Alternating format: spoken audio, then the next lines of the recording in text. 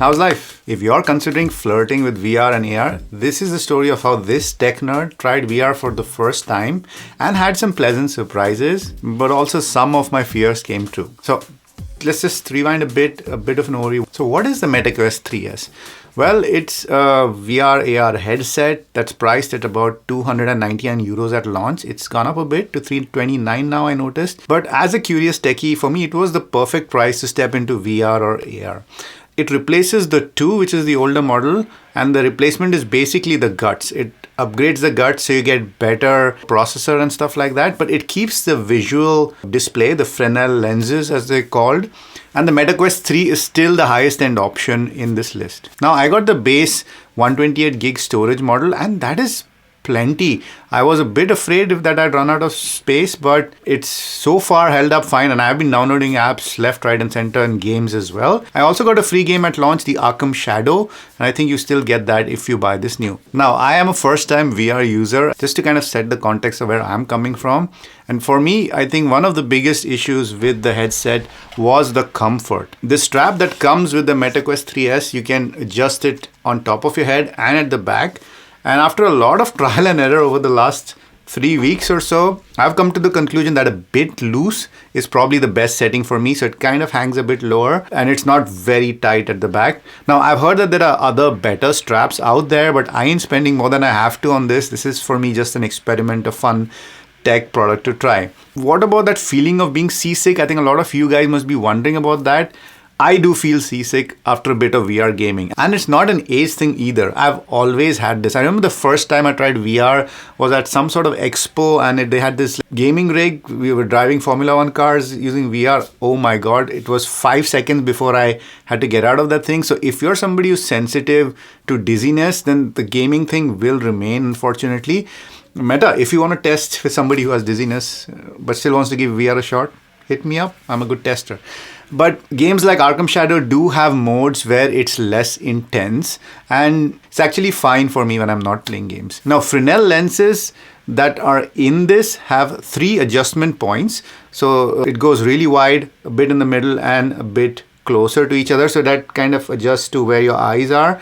And I use setting 2, but I have a feeling if I could adjust it a bit finer, not just 3 points, but like a sliding scale, I'd probably have a better experience. Unfortunately, that's only available on the 3. Since it has a smooth adjustment, these only come with Fresnel lenses.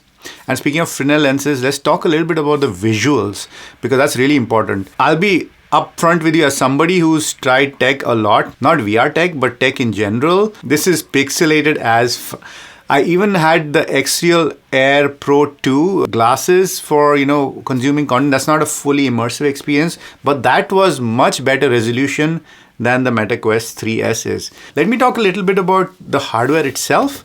The hardware is actually quite nice. It's very plasticky. The controllers, I think, work better than the hand tracking. I think they're much more precise and they track much faster. I dropped one of the controllers in a kind of a pot of water at the sink. Don't ask what I was doing there. I had my thing on and pass-through was off, and I didn't have it around my wrist. So if you're using these, please always wrap them around your wrist. It kind of got totally immersed in water and started freaking out after that. It didn't work.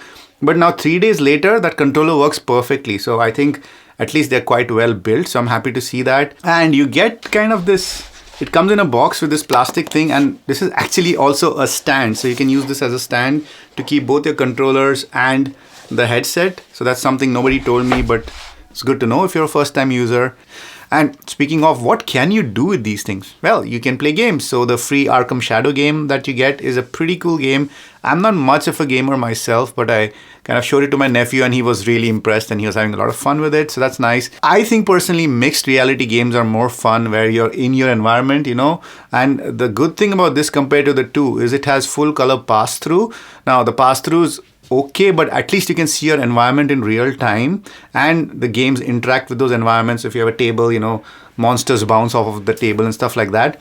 So I think mixed reality games are more fun, but I'm generally not much of a gamer. Word Feud is the only game I really play. So what else can you do? You can have social experiences. So Horizon Worlds is kind of like these virtual worlds you can explore, and There are real people there. At least they seem like real people. They could be AI now. We can't tell the difference anymore.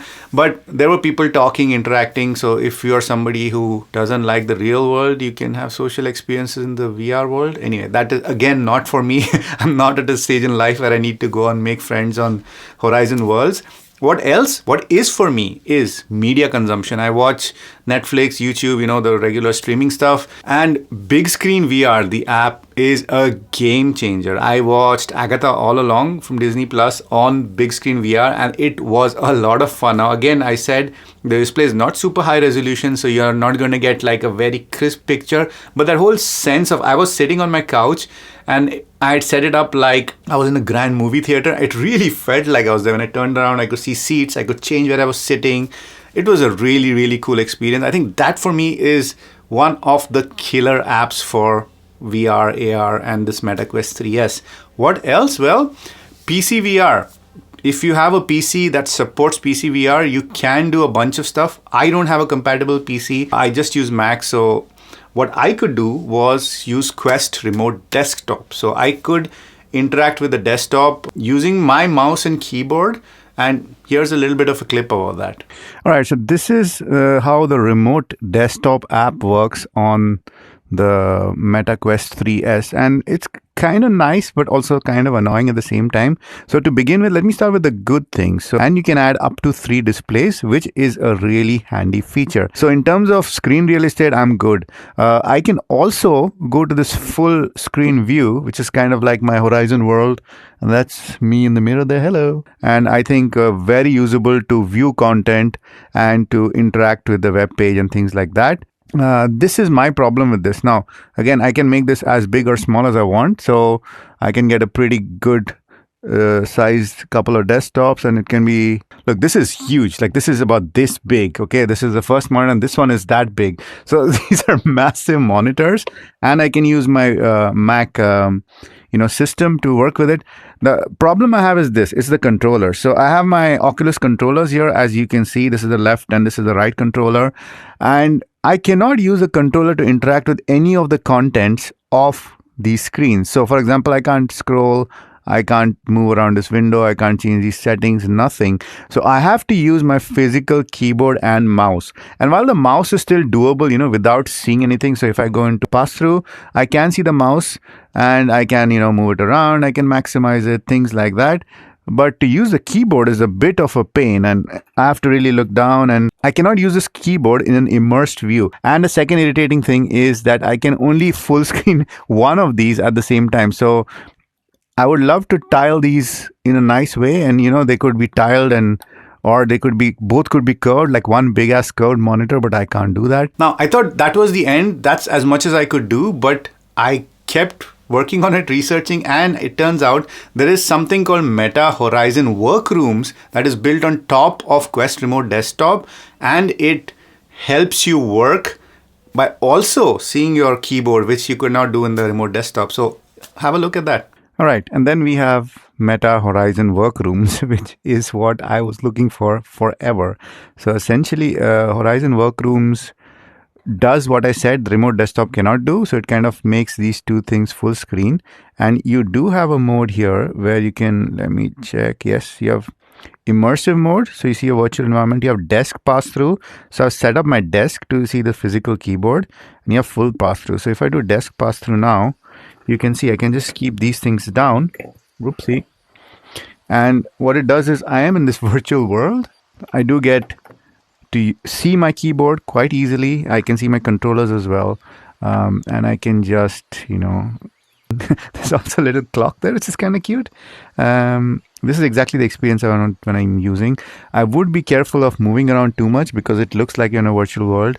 But for example, I know I have my DJI Pocket 3 standing here, so it could cause some damage. You see, there is an immersed camera, but there is no camera for the Meta Quest. You can use the microphone on the Meta Quest. So if you're taking video calls, you are going to look a bit like an idiot.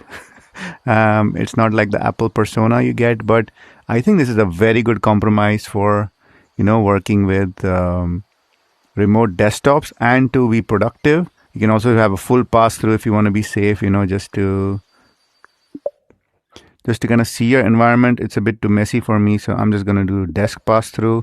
The Meta Horizon Worlds is what you need if you want to work. Don't use remote desktop. So what's the conclusion? Well, it's for me a really fun experience to try something new. And the thing about VR, they say, is you have to experience it to feel it. I would use this now and again if I'm just by myself to watch content or if I want to work. But the fatigue is real, for me at least. I can do max an hour or 2 hours if I'm watching really engaging content. Personally, I think there's not enough grown-up stuff I can do on it. Still feels very much like a gamer-first device. But big screen VR and Horizon Work has added stuff which I can use.